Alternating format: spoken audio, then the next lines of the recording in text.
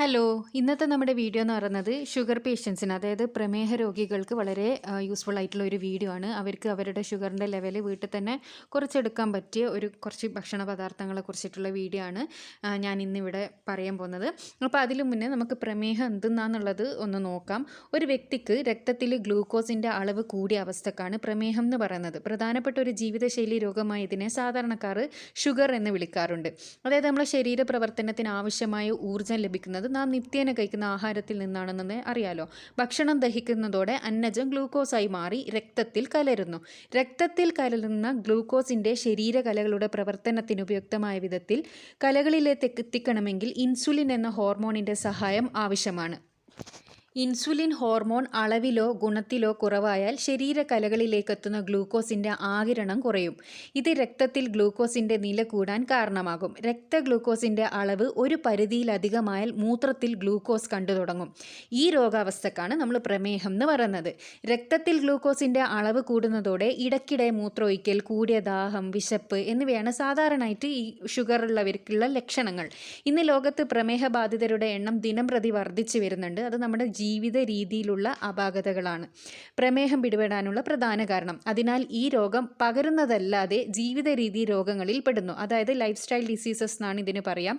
ലോകത്ത് 200 ദശലക്ഷത്തിന് മുകളിൽ ആൾക്കാർ പ്രമേഹ ബാധിതരാണ്. ഓരോ 8 സെക്കൻഡിലും പ്രമേഹം കാരണം ഒരാൾ മരണമടയുന്നതാണ് കണക്ക്.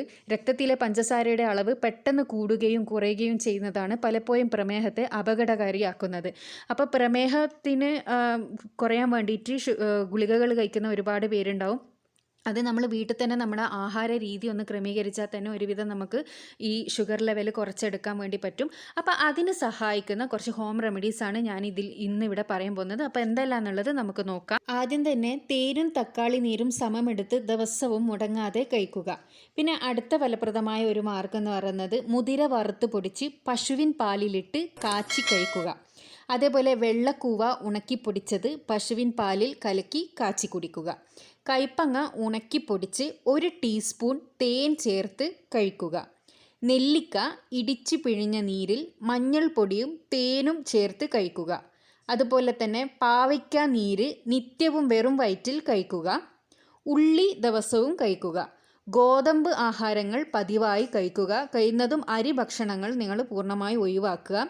അരച്ചെടുത്ത വെളുത്തുള്ളി 1 ഗ്ലാസ് പാലിൽ ചേർത്ത് ഉറങ്ങുന്നതിന് മുമ്പ് കഴിക്കുക.